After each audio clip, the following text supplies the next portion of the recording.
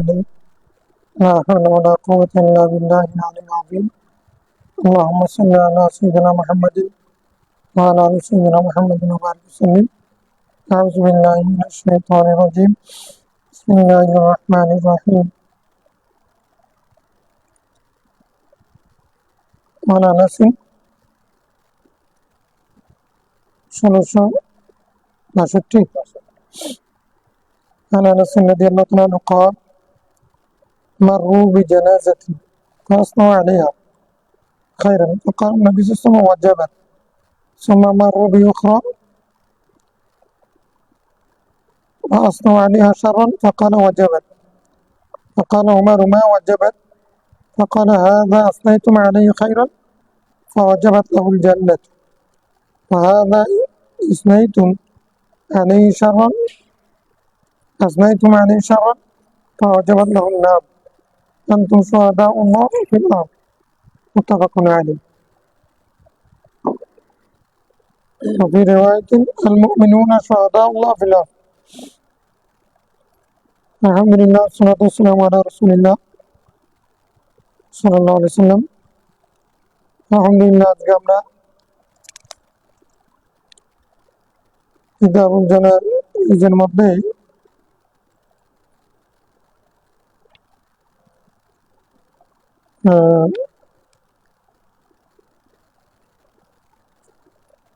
বাবুল মাশি বিল জানাজা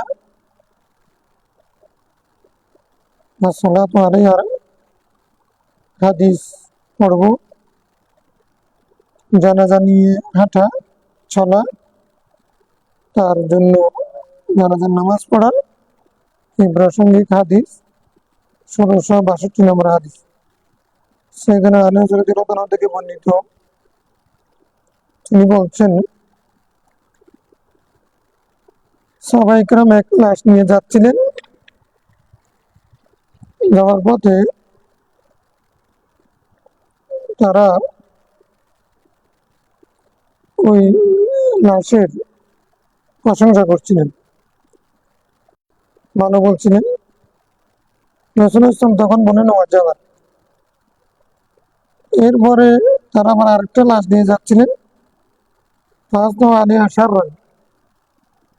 ফাসনু মানে এখানে সানা মানে প্রশংসা না, ফাবাইয়ানু আলাইহা শাররান ফাকালু আলাইহা শাররান, তার মন্দ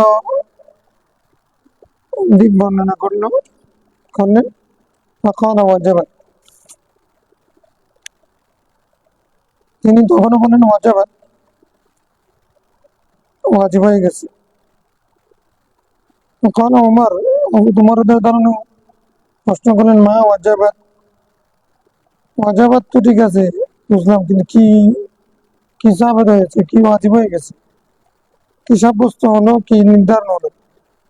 ফাকালা রাসূল উত্তরে বললেন হাযা আসনাইতুম আলাইহি খায়রান, এই লাশের তোমরা প্রশংসা করছিলে মৃত ব্যক্তির, ফাওয়াজাবাত লাহুল জান্নাহ, তার জন্য জান্নাত ওয়াজিব হয়ে গেছে।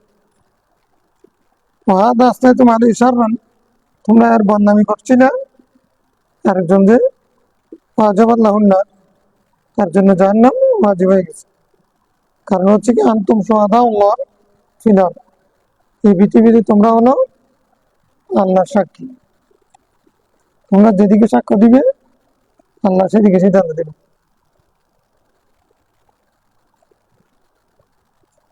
লোকের মুখে জয়, লোকের মুখে ক্ষয়।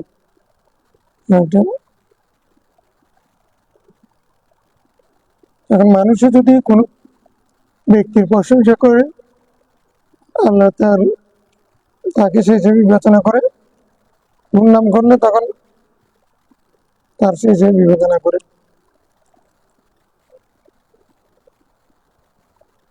তিনি যদি ইমানদার হয়, ইমান সত্য, ইমান, এক্ষেত্রে উম্মত মুহাম্মাদের ফজিলত আনতুম শুহাদাউল্লাহ ফিল আরদ, এই পৃথিবীতে তোমরা হলে আল্লাহর সাক্ষী। আল্লাহ মানুষকে পার করাবে, নবীগণের দায়িত্ব আদায় করেছেন, এটা আল্লাহ সাক্ষ্য নেবেন উম্মতে মুহাম্মাদীদের। ইন রাতের মধ্যে আল মুমিনুনা শুহাদাউল্লাহ ফিল আরদ, মুমিনরা পৃথিবীতে আল্লাহর সাক্ষী। عن عمر رضي الله عنه قال قال رسول الله صلى الله عليه وسلم أيما مسلم شهد له أربعة بخير أدخله الله الجنة। তোমার রদিল্লাহু আনহু থেকে বর্ণিত হাদিসে রাসূল সাল্লাল্লাহু আলাইহি ওয়াসাল্লাম বলেছেন,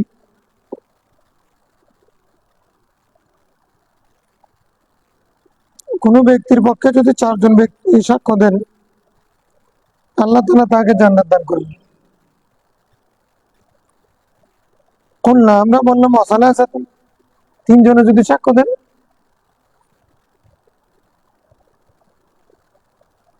তিনজন সাক্ষ্য দিলে ক্বালা ওয়াসালাসাতুন, তিনজনে সাক্ষ্য দিলেও জান্নাত যাবে। কুল্লা ওয়া ইসনানি, যদি দুজনে সাক্ষ্য দেন, ক্বালা ওয়া ইসনান, দুজনেও যদি ভালো সাক্ষ্য দেয় জান্নাতে যাবে। সুম্মা লাম নাসআলু আনিল ওয়াহিদ, আমি বলছেন আমরা একজন সাক্ষী দিলে কি হবে সেটা জিজ্ঞাসা করি নাই। রাওয়াহুল বুখারী। মানুষের ভালো বললে এটার গুরুত্ব আছে। তাহলে আমরা জানাজার মাঠে যে লোকটা কেমন ছিলেন, রাসূল সাল্লাল্লাহু আলাইহি হাদিসের মধ্যে একজনে প্রশ্ন করবে আর বাকিরা উত্তর দেবে, সেটা আসে নাই সরাসরি। কিন্তু মানুষে যদি কাউকে ভালো বলে, সেটা আল্লাহর দরবারে সেই মুহূর্তেও তার গুনাহ মাফ হওয়ার, জান্নাত পাওয়ার যেহেতু মাধ্যম হয়, এটা যেহেতু হাদিস থেকে আমরা পেয়েছি, সেজন্য আমলটার সুযোগের জন্য আমরা তো এই যুগে তো এমনিও কৃপণ হয়ে গেছি, কারো ভালো দিক সে খারাপ দিক আলোচনা বেশি করি। তো সেই হিসেবে কেউ যদি প্রশ্ন করেন লোকটা কেমন ছিলেন, তো যদি ওনারা যদি বলেন ভালো ছিলেন, তো এটাও তার নাজাতের উসিলা হতে পারে। কোনোটা আমল নাজাতের জন্য গ্যারান্টি নাই, কোনটা আবার কবুল করেন সেটাও নিশ্চিত নাই। সেজন্য মানুষ জাহান্নাম থেকে বাঁচা, জান্নাতে যাওয়া, এটা মুমিনের জন্য এর চাইতে বড় উদ্দেশ্য লোক আর কিছু হতে পারে না। সেজন্য একেবারে ছোটখাটো আমলও মৃত্যুর ক্ষেত্রে, বিয়ে শাদীর ক্ষেত্রে মানুষের করার জন্য চেষ্টা করে মুমিনরা। এগুলো কিছু নজদার আছে, কিছু ইশারাতুন নাস, কিছু দারাতুন নাস, কিছু একটা নজ দ্বারায় সাবেক। তো এগুলোর বিরুদ্ধে যদি কোনো হাদিস না থাকে, তাহলে সেগুলোর বিরোধিতা করাটা ঠিক না। وعن عائشة رضي الله عنها قالت قال رسول الله صلى الله عليه وسلم لا تسبوا الأموات, তোমরা মৃত ব্যক্তিকে গালি দিও না। فإنهم قد أفضوا إلى ما قدموا,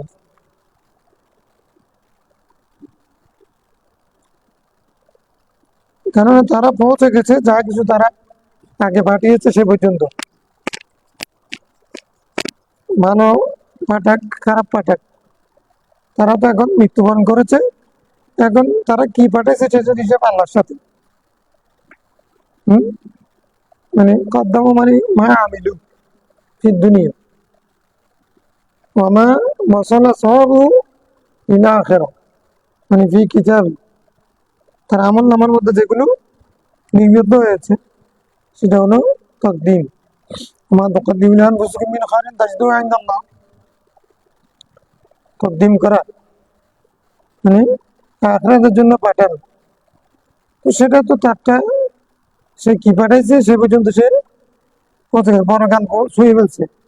এখন তুমি তাকে এখন মরা মানুষকে নিয়ে গালি দাও, মরা মানুষকে নিয়ে গালি দেওয়া যেখানে না যায়, সেখানে মানুষ একটা মারা যাওয়ার পর তাকে কবর থেকে তুলে তারপরে পুড়ে ফেলা, এরকম জাহালিয়াত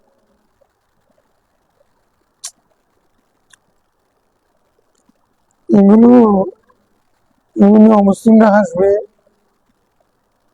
নাস্তিকরা হাসবে।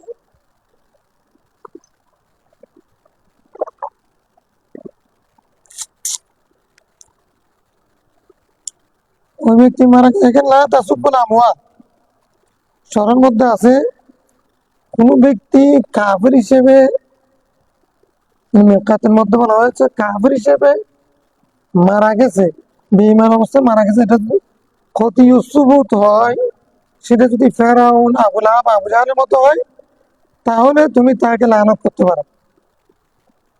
এছাড়া তুমি কাউকে মুসলিম হোক মুসলিম হোক কাউকে তুমি গালি দিতে পারো না মৃত্যুর পর।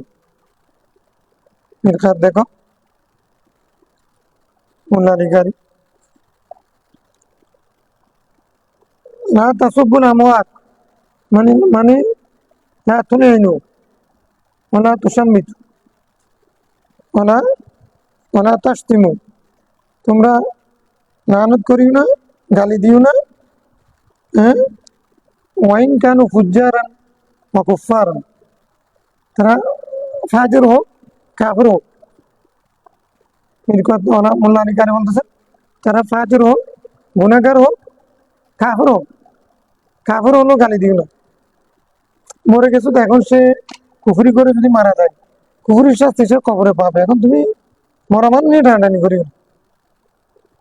হ্যাঁ, যদি কোনো মানুষ মারা গেছে এটা যদি ক্ষতি সুবুত হয়, ফেরাউন আবু লাহাব আবু জাহেলের মতো তার প্রসঙ্গ যদি আসে, এমনি তুমি মুসলমানের দায়িত্ব নাকি কোনো ইমানদারের দায়িত্ব ফেরাউন জাহান্নামী, ফেরাউন জাহান্নামী, ফেরাউন জাহান্নামী এরকম করা?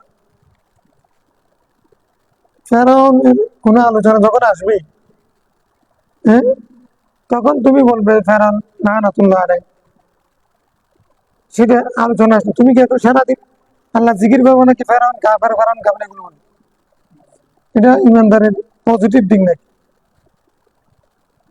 আমি ফেরাউন জাহান্নামী এটা আমি বিশ্বাস করেছি কোরআন শরীফের আয়াত দ্বারা, সে কাফের সেটা বিশ্বাস করি।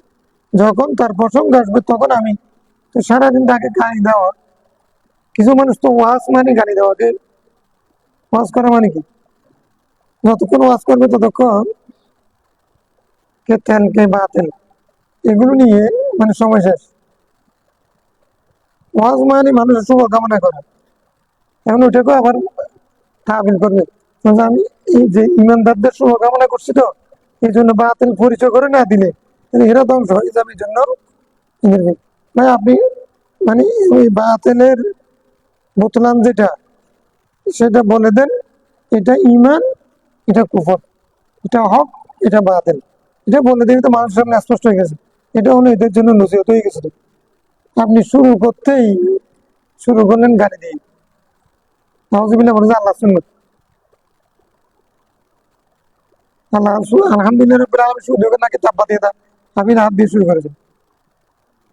আর যাকে আপনি গালি দিচ্ছেন ওটাকে আবু লাহাবের মতো কাফের। হ্যাঁ, এখন উগ্রতা কি পর্যায়ে পৌঁছেছে, আপনারটা আপনি বলেন না, কোনটা হক সেটা আপনি বলেন, আমি যদি মন চাই মানবো, কি তুমি কেন ওটাও করুক না, তোমার সমস্যা।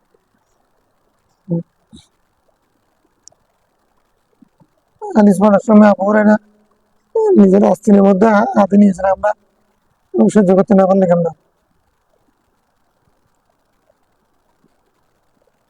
এখন তাহলে না সাসুবুল আমওয়াত মানে মুসলিম ও মুসলিম নির্ধারণ, কোনো মৃত ব্যক্তিকে গালি, আচ্ছা গালি দেয় কে? পশ্চিম মানুষে, ভালো মানুষকে গালি দেয়? গালি গালাজ করে এটাকে ভালো মানুষের কাজ? গালি দিলে শুধু কি ওই ব্যক্তি খারাপ প্রমাণিত হয় নাকি নিজেও খারাপ হলো? ইয়া কি তাফাহুশ,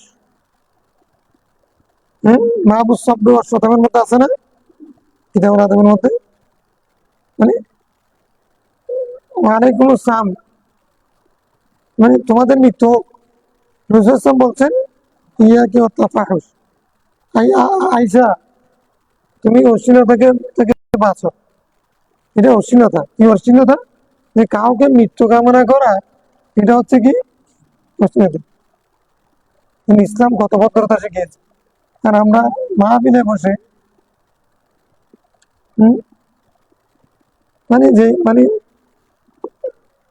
ডুম সামার কামার, তারপরে ওই জেলে, তারপরে রাস্তার ছেলেরা যে গালিগুলো দেয়, যে শব্দগুলো বলে, মানে হুজুর মানে মাহফিলে মিলাদুন নবী মাহফিলে ওয়াজ মাহফিলে এই শব্দগুলো ব্যবহার করে, যেই করুক, যে পক্ষের লোকেরা করুক, মানে কোনো পক্ষ বাকি নেই। সবাই ওই মানুষ দেখলে আমরা পোষা রাখিনি। আমার বক্তা অনেক আসছে, 1,000, 2,000, 3,000, 20,000 যদি হয়, তখন দেখুন আমি মনে করতেছি বাংলাদেশের মানুষই শুধু 20,000 আছে, সবগুলো আমি যা বলি তাই হবে। এখন আমি আর দেশের 18 কোটি মানুষ দেখি না। এটা একটা মানে এলম এবং হারমের কথা আছে, জানি না যার কি আমরা আমাদের চিন্তা খুব ছোট এবং হালকা।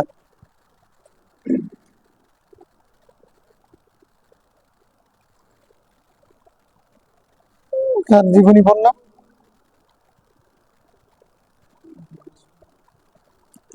হযরত আব্বাসী খলিফা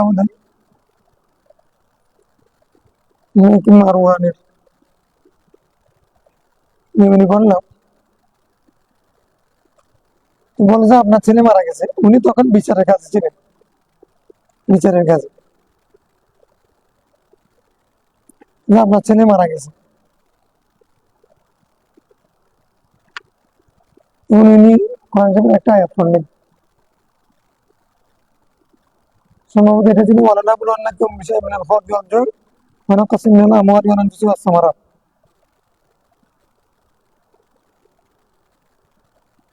তারপরে বললেন যে ওনাকে দাফন করতে হবে, ওই দাফন সম্পর্কিত জানাজা সম্পর্কিত একটা আয়াত পড়ে দিলেন। তারপরে উনি বিচার কাজ শুরু করে দিলেন। মানে মানে মুসলমানের জীবনটা যে কত গুরুত্বপূর্ণ, মানে ওনার ছেলে মারা গেছে, যখন এসে খবর দিছে বিচার কাজের সময়, উনি মানে দুইটা আয়াত শরীফ পড়ে আমার বিচার কাজ শুরু করে দিয়েছে।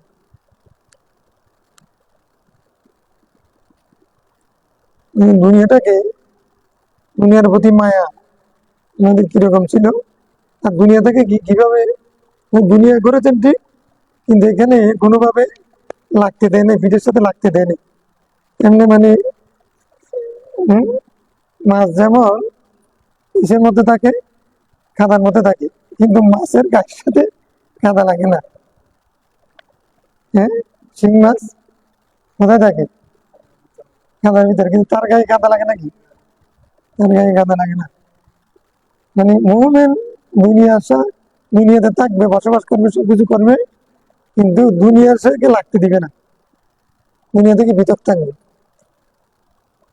হ্যাঁ, তারা মিথ্যা কথা বলে। হ্যাঁ, গত ক্লাসে বলছিলাম না, মিথ্যা কথা বলে।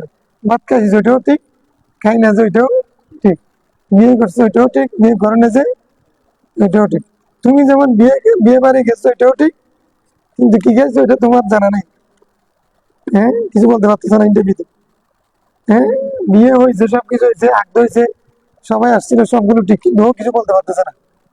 বাবার বাড়ি গেছে ওইটাও ঠিক, তার কারণ তার দৃষ্টি ছিল খালি এক ফোঁটা যেন না পড়ে, তাহলে 3 তালাক। আচ্ছা, আমি দুনিয়াতে আসছি 63 বছর, 70 বছর কাটাইছি, ওইটা ঠিক, কিন্তু দুনিয়াতে কি হয়েছে উনি বলতে পারবে না, কারণ আমাকে মনিবে পাঠাইছেন এটা পরীক্ষার হল হিসেবে। আমি তো ওই পরীক্ষা মাথায় রেখে পৃথিবীতে গেছি, আবার চলে আসছি। এখন দুনিয়া সম্পর্কে কিছু জিজ্ঞাসা করলে আমি বলতে পারবো না। সব করছেন বিয়ে শাদী, বাজার সাজার।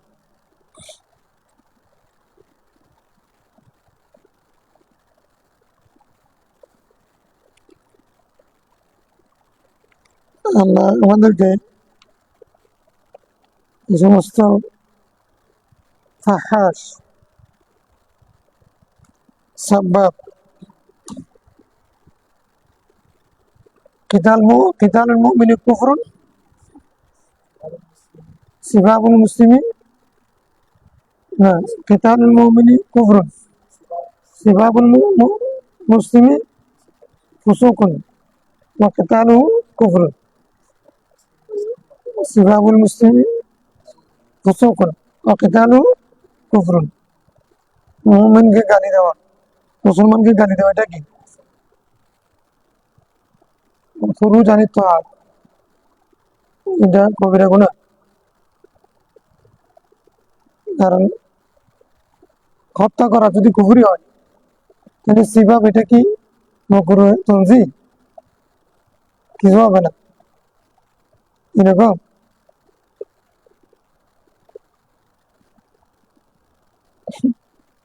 আমরা ওয়াজ মাহফিলে অনেকগুলো, আবার এটা কিছু মানুষ আছে, শ্রোতা আছে, এগুলোর কারণেও বক্তাদের এস্ক বেড়ে যায়। এগুলো না বললে কিন্তু আবার দাওয়াত কম পাই, এরকম আছে না? এগুলো যারা মানে তাদের দাওয়াতেও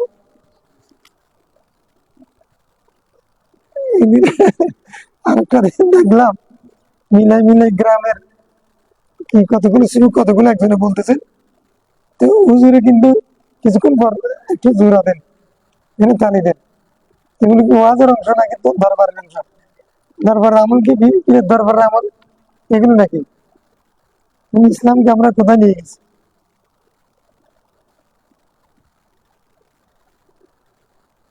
নিজের স্বার্থকে ধর্মকে নিজের স্বার্থে ব্যবহার করার কারণে ধর্ম নিরপেক্ষতার আবির্ভাব হয়েছে মধ্যযুগে। আমরা পকেটের জন্য, ভাইরাল হওয়ার জন্য, ইনকামের জন্য, আরেকজনকে গাইড করার জন্য ধর্মকে যেভাবে ব্যবহার করছি, এটা ধর্মেরই ক্ষতি করছি।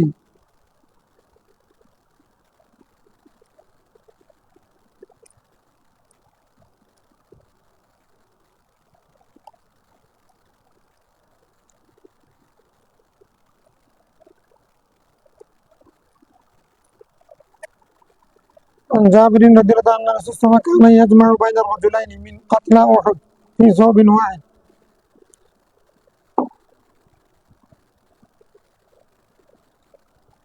রাসূল ইসলাম উহুদের দিন 70 জন যে শহীদ হয়েছেন তাদের দুজনকে এক কাপড়ের মধ্যে কাফন দিয়েছেন। ثم يقول أيهم أكثر آخذا بالقرآن, দুজন দুজন করে কাফন দিয়ে, মুসলমানদের অভাব ছিল, তারপরে বলছেন এখানে কোরআন শরীফ বেশি জানতো কে? হাদিস বুখারীর মধ্যে বাবু ফাদাইলুল কোরআন 20 পারার মধ্যে আছে।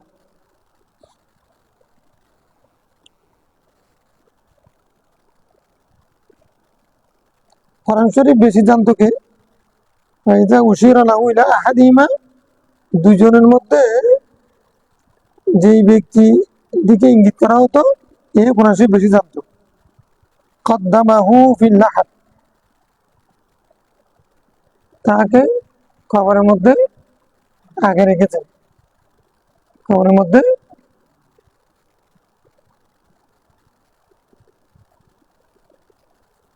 তাহলে এক কাপড়ের মধ্যে দেওয়া মানে কিরকম? মানে এক কবরের মধ্যে দুজন করে দিয়েছেন,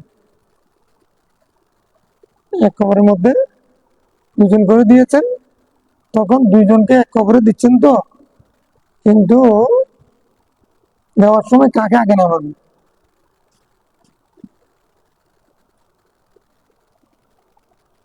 মুকদ্দম কাকে করবে? এখানেও ফজিলত, কার ফজিলত বেশি কাকে তরজি দেবেন?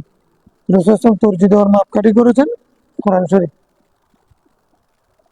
কোরআন শরীফ মানে আমি ওই ওখানের মধ্যে লিখেছিলাম থিসিসে, কোরআন শরীফ জমা কোরআনের মধ্যে কিভাবে রাসূল কোরআন শরীফ সংকলন করেছেন, অবিকৃত রেখেছেন, এটার পদ্ধতির মধ্যে আমরা তো আধ্যাত্মিক গুলো বলি, ইন্না আলাইনা জামা ওয়া কুরআনা সানুকরিউকা ফালা তানসা, এগুলো হচ্ছে আধ্যাত্মিক জাগতিক দিক। একজন সায়েন্টিস্ট যদি বলেন কোরআন শরীফ কিভাবে অবিকৃত থাকলো, তাহলে সেখানে আমরা দেখছি রাসূল আমার জিবরিল আমিন বলার সাথে সাথে উনি ঠোঁট মোবারক নেড়ে নেড়ে সেগুলো আবার পড়া, আবার কাতাবদেরকে বলে দেওয়া এগুলো লিখে রাখো, আবার সেগুলোকে তেলাওয়াত করা নামাজের মধ্যে, রমজানের মধ্যে সেগুলো তারাবির মধ্যে রিপিট করা, জিবরিল আমিনকে শোনানো, জিবরিল আমিন রাসূল ইসলামকে শোনানো।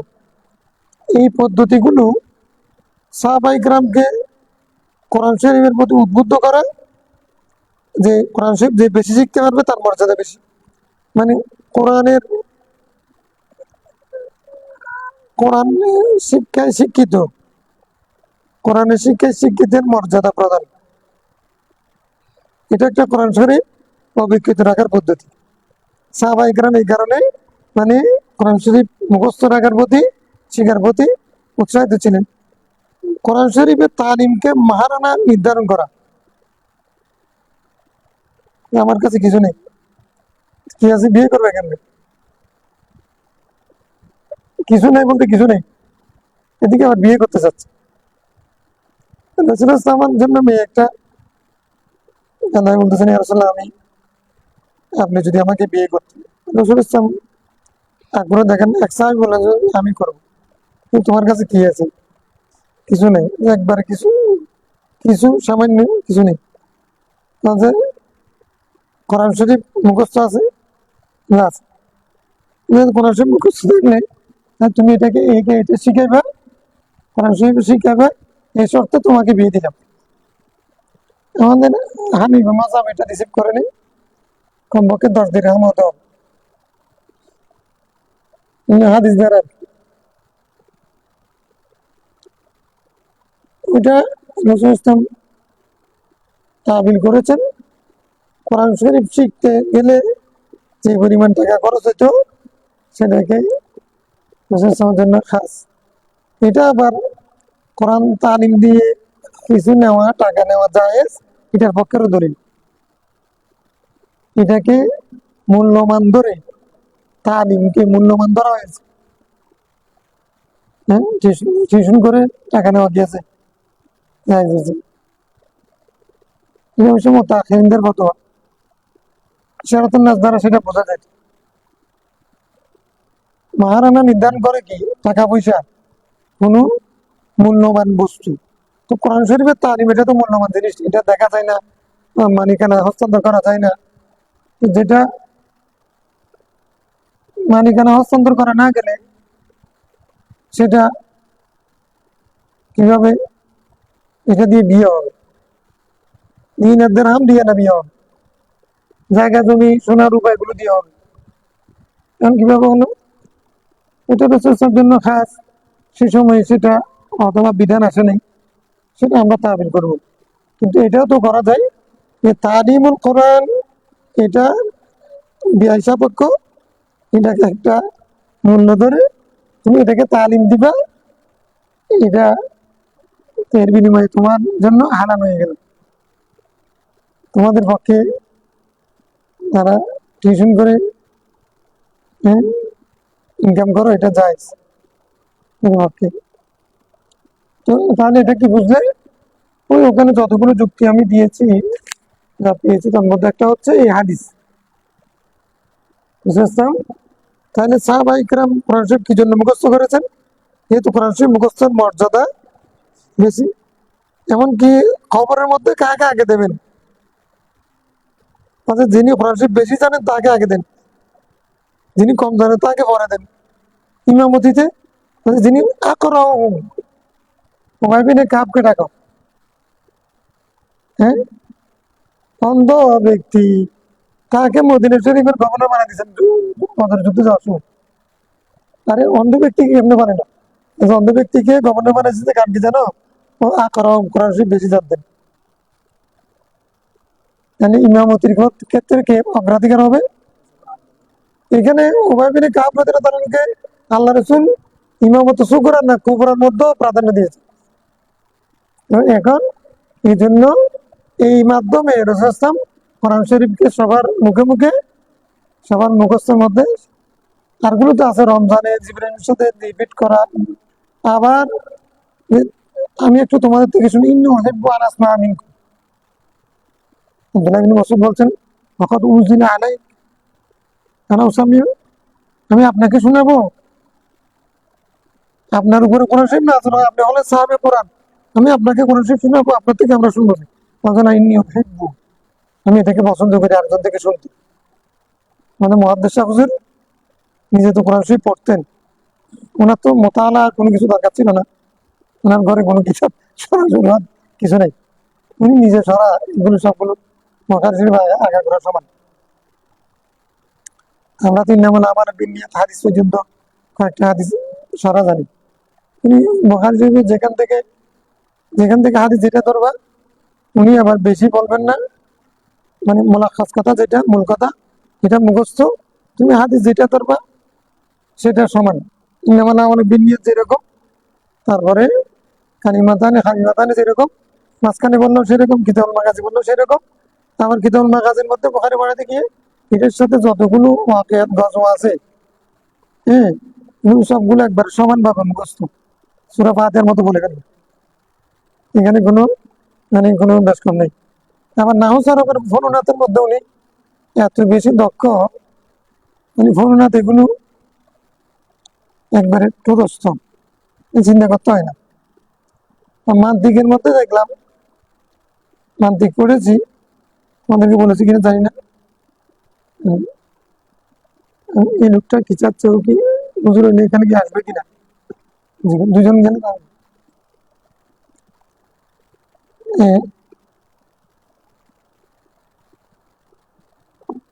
বন্ধের সময় মাদ্রাসার সেন্টার ছিল, তো তো 1 মাসের জন্য 1.5 মাসের জন্য বন্ধ হয়ে যেত। আমি তো বেশি লেখাপড়া করতাম সেরকম না, তারপরেও লেখাপড়ার মধ্যে একটা টেনশন ছিল। তো মহাদ্দেশ সাহেব তো কামিনে পড়ান, তো নকশবন্দি সাহেবদের কাছে পড়তে পারি নাই, দেখছি এমনি উনি পড়াচ্ছেন, ভাগ্য জুটে নেই। এখন আব্দুল হামিদ সাহেবদের যদি আবার না পাই, তো উনি তো মাটির মতো মানুষ। আমরা তো 1 মাসের জন্য বন্ধ হয়ে যাবে, ক্লাস হবে না, তো আমি গেলাম। উনি হাফেজদেরকে বেশি মহব্বত করতেন, আমি অবশ্যই কাছে থাকলাম, কারণ হলো উনি হাফেজদেরকে মহব্বত করে, মানে ওনার রুমে আশেপাশে রাখবেন, তারপরে আসর পরেও পড়াবেন, তারপরে ফজর পরেও পড়াবেন, আসর পরে কোরআন শরীফ পড়াতেন, এগুলো। তো এখন নিজের খেদমতের জন্য না, উনি ওনার কাজ উনি করতেন। উনি এমনি একটু একটু এমনি হাফেজদেরকে মহব্বত, এটা সুন্নত হিসেবে কোরআনের মহব্বত। পরে একটা আফজোগানা দিয়েছেন, মসজিদ করেছেন রামগঞ্জ, ওখানে একটা আফজোগানা দিয়েছেন, আমাকে নিয়ে এসেছিলেন, বিশেষবার বাড়ি যাচ্ছে যখন আমার সাথে অনেক যে মহব্বত, হুজুর আমাকে মহব্বত করতে বেশি মহব্বত করতে দিতে চাইছেন, আমি দূরে দূরে থাকতে পারতাম না, যে অন্ধকারে সবাই।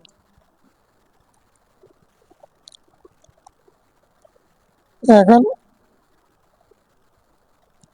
আমরা দুপুরে গিয়ে রান করতে হচ্ছি, রোজগার তখন বেশি ভালো ছিল, এই কলমি শাক দিয়ে ভাত দিয়েছেন। কলমি শাক উনি এত মজা লাগছে, এখন নিজেদের গ্রামের আগ্রাসন। যাই হোক, এখন হুজুরকে বললাম 1 মাসের জন্য মাদ্রাসা বন্ধ হয়ে যাবে, আমরা আমি হুজুর একটু আপনার কাছে একটা কিতাব পড়তে যাচ্ছি। আমি তখন শ্বশুরে পড়ি, নবম শ্রেণীতে। এখন মান্তিকে আমি তখন বুঝতেছিলাম না, ক্লাসে ঠিকভাবে বুঝতেছিলাম না, তো কি করিবা।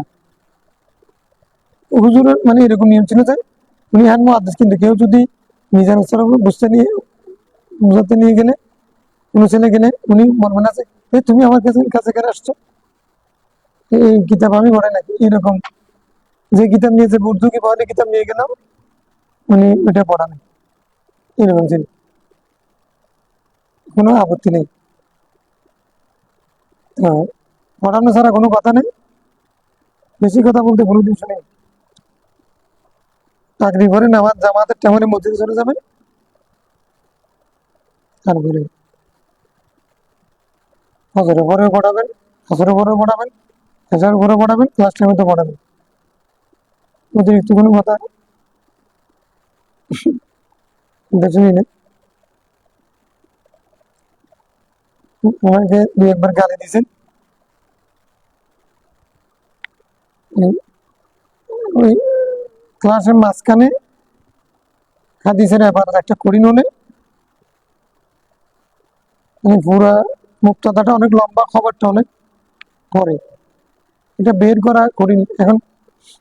এখানে উনি এটা কেন জিজ্ঞাসা করতেছেন, আসলে এটা আমরা পারবো না, জন্য মুশকিলাত, এই জন্য এখানে হঠাৎ করে বলবেন যে এটা তরকিবে কি হয়েছে। এখন আমি তো সামনে থাকতাম এর মধ্যে, এবার এটা মুক্তাদা সাহাবারা যেরকম বলে দিয়েছে তাড়াতাড়ি, এখন চিন্তা করি নেই, আবার জিজ্ঞাসা করতেন, আবার যখন বলছি নিচে গালি একটা। এরকম দুই একবার ঘটনা করছি। যাই হোক, এখন আমি হুজুর, আমি বলছি, একটা কিতাব পড়ছি, বলছি, কি পড়বা? হুজুর, কোনটা বলবো? বলছে, তুমি যেটা পড়তে চাও। বলছে, আমি মির কাঠটা পড়বো, পাঁচ দিকের কিতাব। তো ঠিক আছে, আসো, কালকে থেকে আসো। তোমার, আমি এমনি কিতাব নিয়ে গেছি যে কিতাবটা আমার জন্য, ওনার জন্য না। মির কাঠ যে শুরু করছেন উনি, এই প্রথম থেকে শুরু করে যতদিন পড়ছি, মানে ওখানে উদাহরণ থেকে শুরু করে, মেসাল থেকে শুরু করে, ওখানে তরতিবও বেশ কম হয়নি। ফসল পড়ছি যে, কুল্লিয়াত পড়ছি যে, মানে নাও জুস এগুলো পড়ছি যে, এগুলো মেসাল সহ। এখানে দেখলাম যে হুজুরের মানে মেসাল দিচ্ছেন, যে কথাগুলো বলতেছেন, যে এখানে মানে একটা তরতিবের মধ্যে বেশ কম হচ্ছে না, এইরকম মুখস্থ মানতে এক, মানে আজাব কা হাফজা। আর কি দেখলাম এটা, আমি এমনি কিতাব ধরে বসে থাকতাম, উনি বলে যেতেন। ওনার রুমে কোরআন শরীফ ছাড়া আর কোনো কিতাব কেউ বলতে পারবে না। আর কেউ বলতে, উনি কোনোদিন লাইব্রেরিতে গেছেন কিতাব দেখার জন্য। ওনার রুমে কোরআন শরীফ ছাড়া শুধু কোরআন শরীফ মহানা, মানে শুধু এবার অনুবাদ টনুবাদ ছাড়া শুধু কোরআন শরীফ, এমসে কোরআন।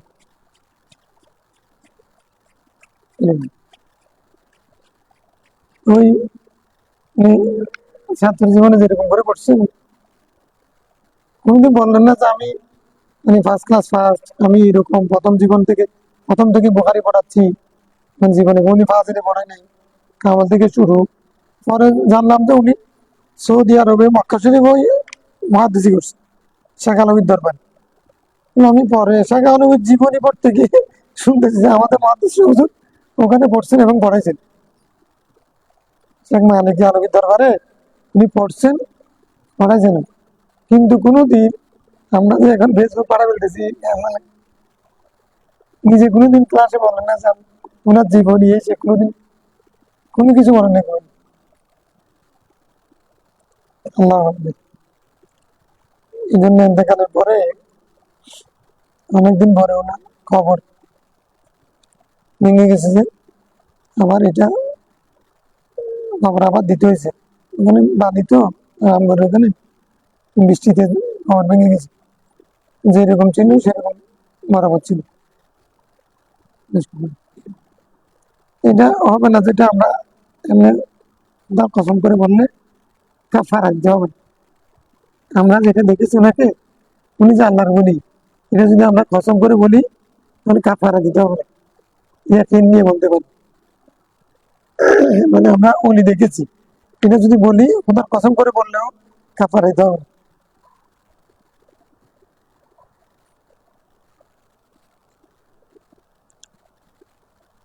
হম, কি তারপরে কি?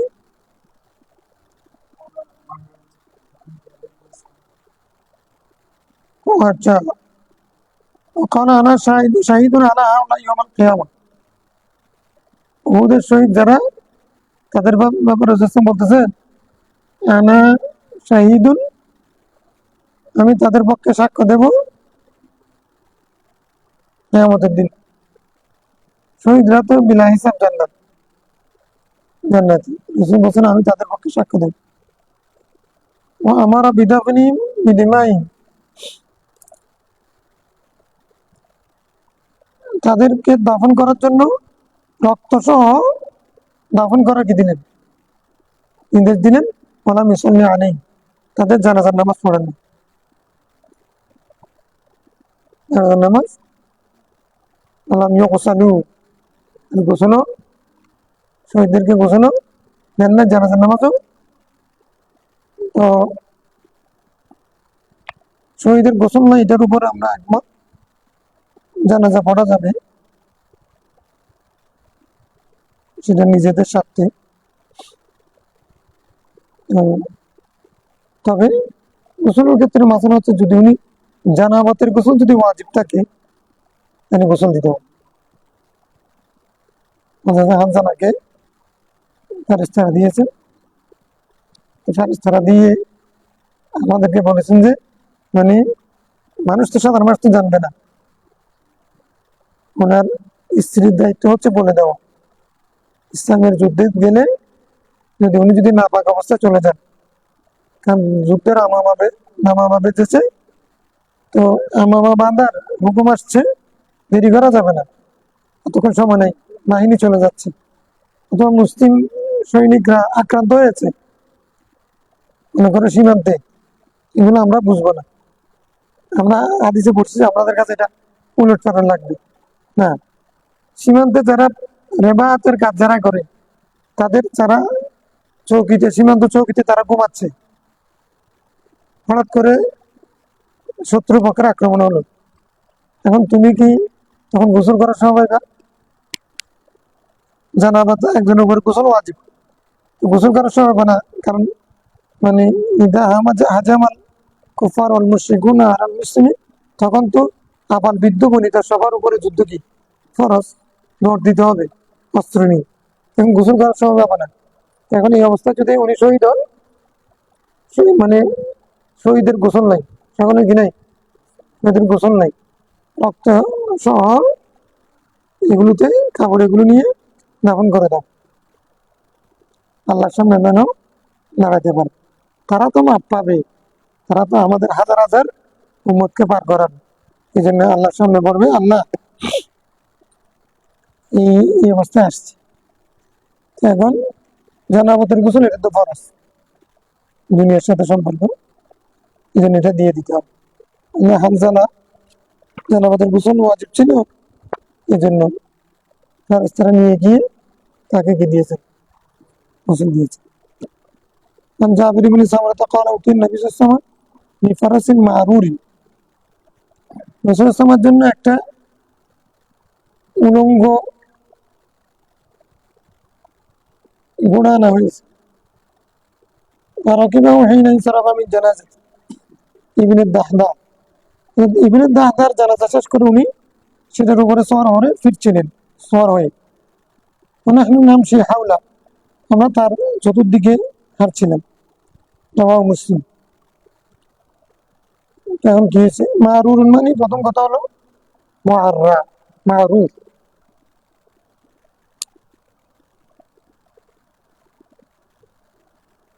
কারুরি, মারুরি মানে হলো, অর্থাৎ ঘোড়া কি এমনি পোশাক পরেই তো থাকে, ফ্যান শার্ট পরে থাকে না, তো ঘোড়ার উপরে জিন পোষ থাকে, তারপর হলো তার বেল থাকে, তারপরে হচ্ছে ওটার জন্য একটা টাক থাকে, এগুলো সব মিলে এটা, ওটা হচ্ছে মোলাব্বাস, আর এগুলো না থাকলে ওটা মারুফ। এখন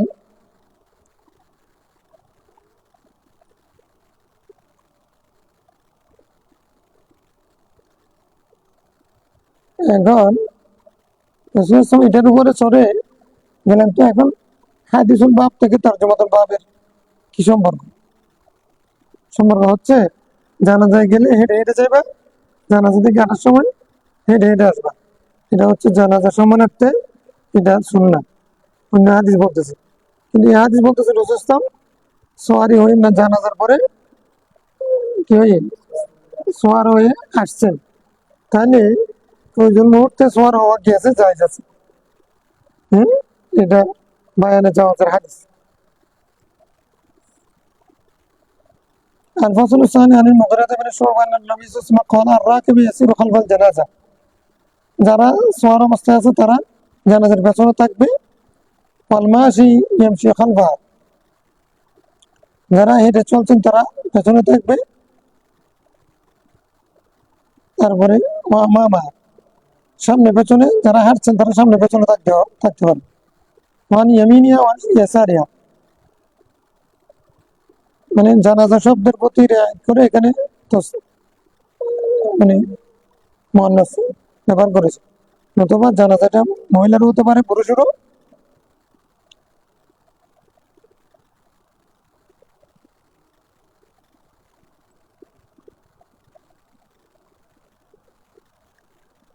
ওয়ান ইয়াসারিয়া ডানে বামে করিবা মিনা নিকটে থেকে হাঁটবে। এই হাদিস প্রমাণ করছে যারা সোয়ারি নিয়ে যাবে তারা পেছনে থাকবে, এটা ম্যান্ডেটরি। পায়দল যারা হাঁটবে, যারা পায়ে হেঁটে যাবে তারা সামনে পেছনে ডানে বামে থাকতে পারে। তো এখানে এটাতে জায়েজ বলতেছে, তাহলে যেখানে ইত্তেবার কথা আছে মানতাবে জানাজাতান পেছনে থাকার কথা বলা হয়েছে, এটা হলো আফজল। পেছনে থাকা কি, সামনে থাকা কি আছে, জায়েজ আছে। তুমি যদি সবাই পেছনে যাই, সামনে যদি প্রয়োজন হয় তখন কি করবে, গাড়ি টাড়ি পরিষ্কার করতে হবে, তাহলে সোয়ারি হলো ওরা পেছনে থাকবে, সোয়ারি নিয়ে গেলে বা যারা সোয়ার, আর যারা হেঁটে যাবে তারা সামনে পেছনে আগে পেছনে থাকতে পারবে। খালফা পেছনে থাকা, জানাজার নামাজে পেছনে থাকা কি আফজল, জানাজা চলার সময় পেছনে চলা আফজল, আগে আগে হাঁটা ঠিক না, মানে উত্তম না। ওয়াসিকতু ইউসাল্লা আলাইহি মানে অসময়ে ভূমিষ্ঠ বাচ্চার নামাজ পড়া হবে, মানে যে বাচ্চা 8 মাস 9 মাস পূর্ণ না হয়ে আগে ভূমিষ্ঠ হয়ে যায়, তাকে সেকতুন বলে, পড়ে গেছে, অসময়ে পড়ে গেছে। বাচ্চা তো এমনি যত সময় পড়বে, অসময়ে পড়লে সেটাকে কি বলে, সেকতুন। যত সময় পড়লে সেটা তো ওয়ালাদুন হবে, এটার নাম ওয়ালাদুন, এটার নাম সেকতুন, পড়ে গেছে, এটা নামাজ পড়া হবে। ওই দা লিওয়ালিদাই বিল-মাগফিরাত ওয়ার রাহমা, তার মা বাবার জন্য ক্ষমা এবং রহমতের দোয়া করা হবে। যে মা বাবার বাচ্চা মানে অসময়ে পড়ে গেছে, তার মা বাবার তার নামাজ জানাজা আছে, তার জন্য মা বাবার জন্য দোয়া আছে। তার মানে আমরা শিশুর জানাজার মধ্যে চতুর্থ রাকাতে দোয়া কি ওটা পড়ি নাকি আরো বেশি পড়ি?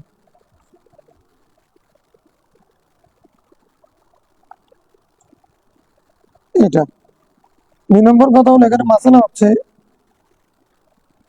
সেকতুন মানে পড়ে গেছে, তো পড়ে গেছে এটা মৃত না জীবিত, এটা একটা প্রশ্ন আছে। হানফি মাযহাব বলছে যে ব্যক্তি পৃথিবীতে এসে কোনো আওয়াজ করবে, কান্না করবে, জীবিত অবস্থা আসবে এবং কোনো আওয়াজ বের হবে।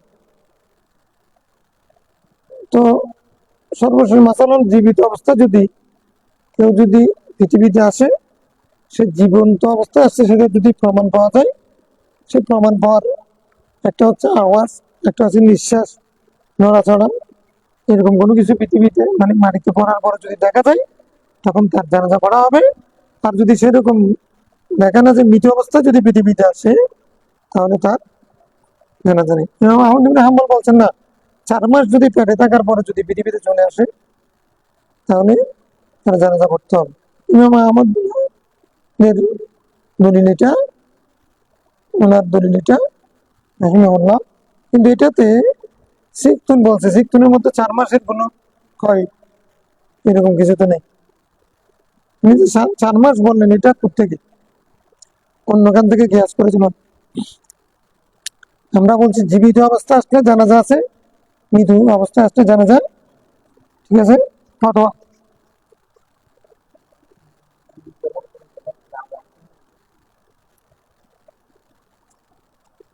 নাম তুমি জানি রাখতে পারো তো, নাম রাখা তো অবশ্যই কোনো কিছু না। নাম রাখার প্রশ্ন আসবে জীবন্ত থাকে, মৃত ব্যক্তির জন্য তো হুকুম নাই। তারপরেও একটা বাচ্চা আগে হয়েছে, সেটা যদি নাম রাখে অসুবিধা তো হবে না, নাম রাখলে নামের একটা বরকত পাবে। সে যে কিয়ামতের মাঠে উঠবে, মা বাবার জন্য দোয়া করবে, আল্লাহ তার জন্য একটা নাম দিবে না? তো সেই হিসেবে আমরা এটা যদি নাম দেই, ওই নামের বরকত, নামের বরকতের যে সব, সে আমরা পাইলাম তো।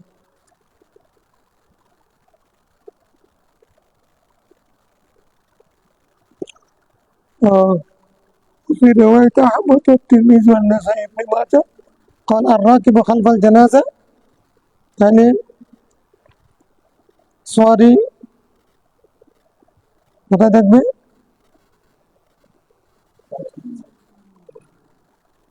সোয়ার মানে আরোহী ব্যক্তি কোথায় থাকবে? জানাজার পেছনে। অলমাসি হাই সুসা আমিনা, পায়দল বা যারা পায়ে হাঁটবে তারা যেদিকে চাইবে। প্রত্যেকনি সন্না আলী, শিশুর জানাজা কি পড়া হবে? জানাজা পড়া হবে। তিবনু মানে শিশু, তো তিবনু মানে শিশু, তাকে বোঝাবে যে জীবন্ত অবস্থায় আসছে পৃথিবী। আফিল মাসাবি মগরাবিল জিয়া, বিভিন্ন আছে মাসাবির মধ্যে।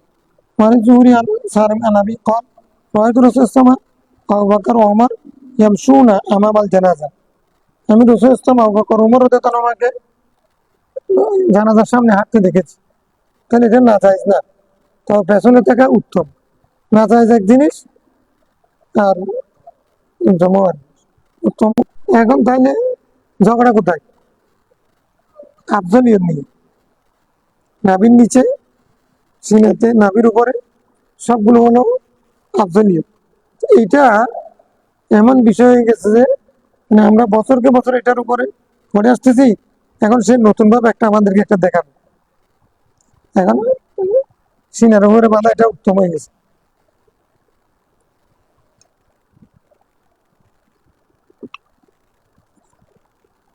একবার রমজানের আলোচনায়, টিভির আলোচনায় একজনকে দেখলাম, উনি বলতেছে যে সহি কোনো হাদিস নাই এটার পক্ষে, তবে ওয়ান হার নেশা নিয়ে গমনাবতার, ওয়ান হারের একটা ব্যাখ্যা হচ্ছে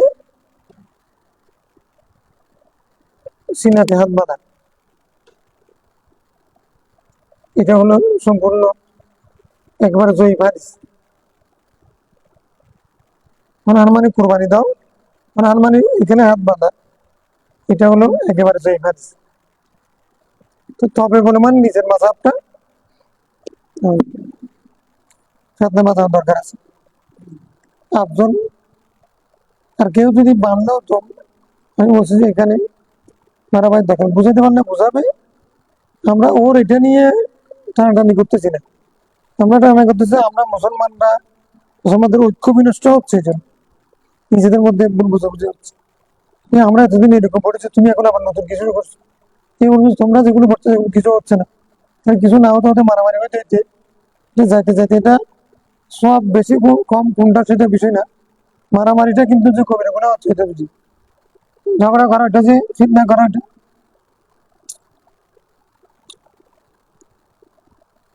নফসের আবেদন। رواه أحمد وأبو داود والترمذي والنسائي بن ماجه وقال الترمذي قال حديث كأنهم يرونه مرسلا। এই হাদিসকে ওনারা মুরসাল হিসেবে রওয়ায়াত করেছেন। মুরসাল হলে আমাদের দৃষ্টিতে কোনো অসুবিধা নেই। শাখা, আমি 2 শাখা থেকে রওয়ায়াত করে মুরসাল মকবুল ইনদাল আহনাফ ওয়া ইনদাল জমহুর। عن عبد الله بن مسعود رضي الله عنه قال صلى الله عليه وسلم الجنازة مطبوعة জানাজা সামনে থাকবে মতবুআত মানে এখানে তরজমা করতে হবে জানাজা সামনে থাকবে জানাজাকে অনুসরণ করা মানে কি যে অনুসরণ করে সে সামনে থাকে না পেছনে থাকে যাকে অনুসরণ করে সেটা এখানে জানাজা সামনে থাকবে মুসল্লিরা পেছনে থাকবে ওয়ালা তুত্তাবা জানাজা পেছনে যাবে না লাইসা মাআহা মান তাকাদ্দামাহা যে জানাজার আগে চলে যাবে সে জানাজার সাথে গেল না নামাজও পড়েছে সবকিছু করেছে কিন্তু তারপরেও তার জানাজার নামাজ পড়া হলো না সে তার সঙ্গী হলো না জানাজা পড়তে যাওয়া মানে তার সঙ্গী হয়ে যাওয়া না কিন্তু সঙ্গী হলো না তার মানে হলো কি এখানে হাদিস তো আগের হাদিসের বিপরীত তো এই জন্য এই হাদিসটাকে জয়ীফ বলেছেন জয়ীফ বললেও কিন্তু অন্য হাদিস দ্বারা সাবিত হচ্ছে যে মানে তবে জানাজা দেন তবে জানাজা তো ইত্তেবা শব্দটা আসছে সেখান থেকেও বোঝা যায় পেছনে যাওয়া সেটাও বোঝা যায় জানাজা মতবুআত সেই শব্দ দিয়েও বোঝা যায় তার মানে আমরা বলছি জানাজার মধ্যে যদি সোয়ার অবস্থায় থাকে তাহলে পেছনে থাকবে আর যদি হেঁটে যায় আগে পেছনে সামনে ডানে বামে থাকতে পারবে কোনো অসুবিধা নেই তবে পেছনে থাকাটা আফজাল খালাস وعن أبي هريرة رضي الله عنه قال قال صلى الله عليه وسلم من تبع جنازة وحملها ثلاث مرار فقد قضى ما عليه من حقها যে ব্যক্তি জানাজার পেছনে হাঁটলো ও হামালা সালাসা মিরার সে জানাজাকে 3 বার কাঁধে নিল কয়বার فقد قضى ما عليه من حقها ওই ব্যক্তি যদি এর কাছে কোনো পাওনা থাকে পাওনা পরিশোধ হয়ে যাবে পাওনা খেয়ে যাবে তো ফজিলতের কথা বলেছেন জানাজা নামাজে শরীক হওয়া আর লাশ কাঁধে নেওয়ার ফজিলত এগুলো হচ্ছে ছোটখাটো যদি কোনো দেনা থাকে বা কোনো মুখে টুটে কোনো কষ্ট দিলে সেগুলো হয়তো আল্লাহ মাফ করে দিতে পারে কিন্তু তুমি কারোর টাকা আত্মসাৎ করে তার জমি দখল করে তারপরে বলো যে একটু তো হাদিস আছে আমি ওকে জানাজার নামাজে শরীক হবো তারপর ওকে জানাজাটা কাঁধে নেব 3 বার ঘুরে ঘুরে নেব কয়বার 3 বার ঘুরে ঘুরে 3 বার কাঁধে নেব কেমন মানে একটু রেস্ট নেওয়ার জন্য আর কি লাগাতার যদি নিতে হয় তাহলে কি হবে কষ্ট হবে তো এখন আমি ওর থেকে আমার থেকে সে 1 লাখ টাকা 2 লাখ টাকা 5 লাখ টাকা পাবে এখন ও মারা গেলে কি করবো ওর জানাজাও করবো লাস্টে কাঁধে নেব তারপর সব মাপ হয়ে যাবে হয়ে যাবে নাকি ও ছেলে মেয়ে মাপ না করলে ছোটখাটো কোনো বিষয় যদি থাকে সেগুলো এটা জানাজার ফজিলত বুঝে গেছেন লাশ দাবো কাঁধে নেওয়ার ফজিলত আর ফজিলত হতেও পারে মাপও হতে পারে সেই মাপ কতটুকু সেগুলো ছোটখাটো এরকম হতে পারে কত রুইয়া বেসারায় সুন্নাহ সময় হামালা জানাজাতা সাদ বিন মাস বাইনাল আমুদাই রাসূলুল্লাহ সাল্লাল্লাহু আলাইহি 2 কুটির মাঝখানে জানাজা বহন করেছে সাদ বিন মাস 2 কুটির মাঝখানে মানে 2 বার কাঁধে নিয়েছে মানে এটা বদলে বদলে নিবে তো যদি হাদিস আছে মানে 10 কদম সামনে যাওয়ার পরে আবার আরেকজন নিবে আর 10 কদম সামনে গেলে আরেকজন নিবে এরকম 2 কুটি পরিবর্তন করে 2 কুটিতে কাঁধে নিয়েছে 2 কুটিতে প্রথমে 1 কোটি তারপরে আর কোটি 2 কোটি তাহলে 20 কদম উনি 2 বার করে কাঁধে নিয়েছে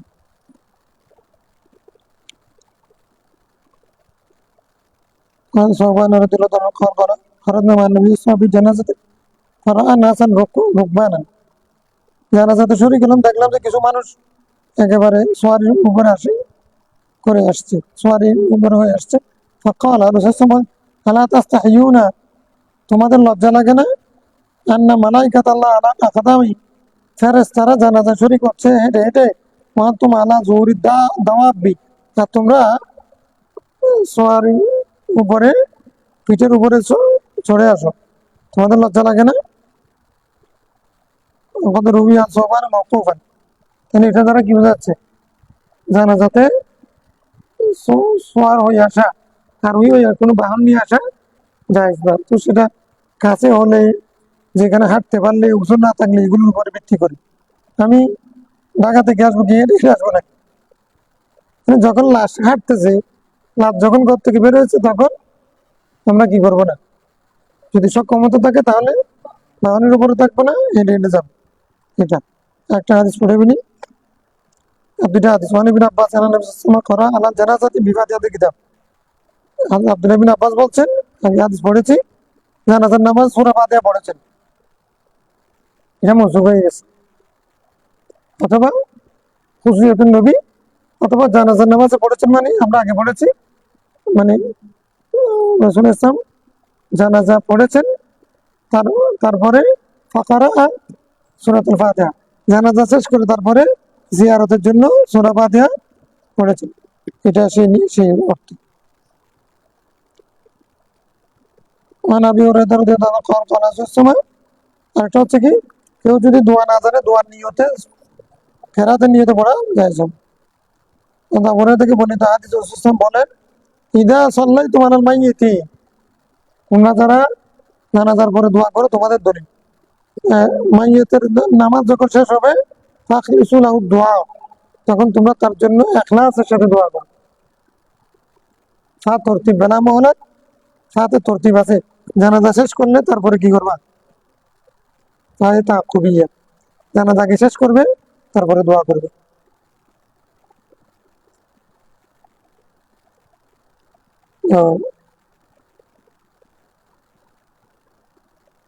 এটার দুইটা অর্থ। একটা হচ্ছে, যদি তাকিবিয়া যদি না ধরো, তোমরা যখন নামাজ পড়বা তাহলে সূরা ফাতিহা এবং কেরাত পড়বা। তো এটা মানে যদি নামাজের ভিতরে বোঝায়, সেই অর্থে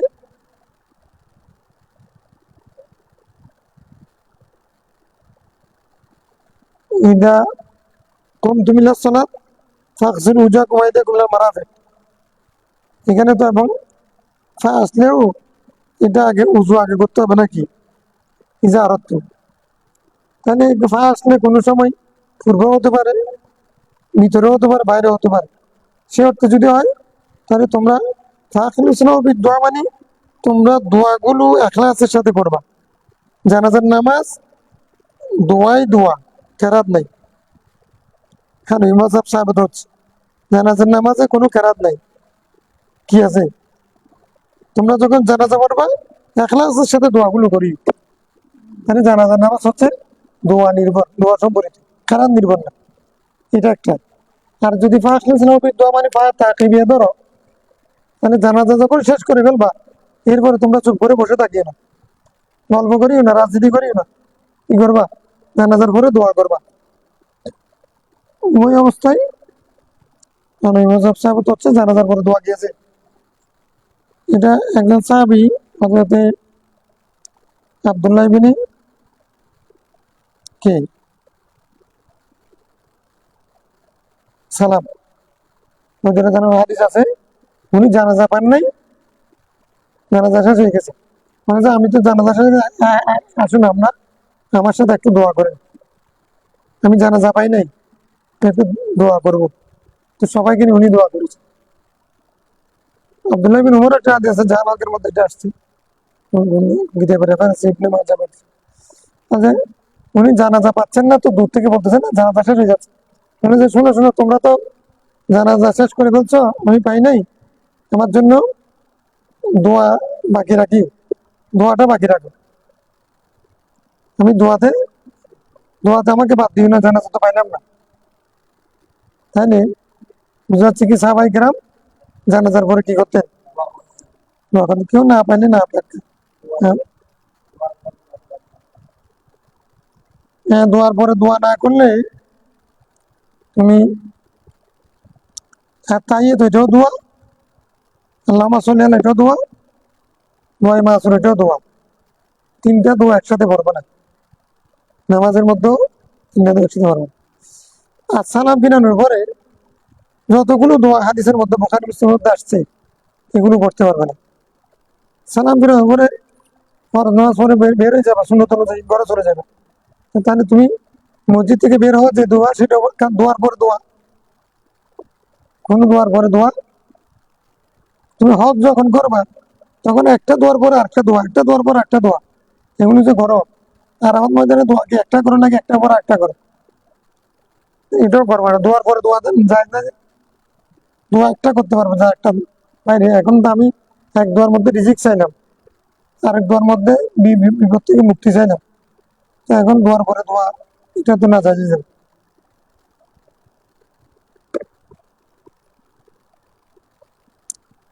দোয়ার পরে দোয়া না যায় সেরকম কত দলিল কোথায় আছে? মানে আমি এখন দোয়া করেছি, আবার দোয়া করেছি, হ্যাঁ।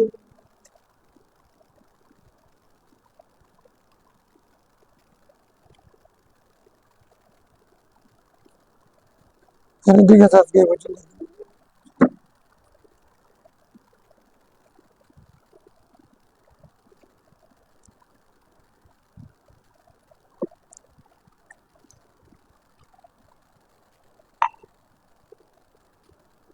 দোয়া কে করতেছে এখন? দোয়ার পরে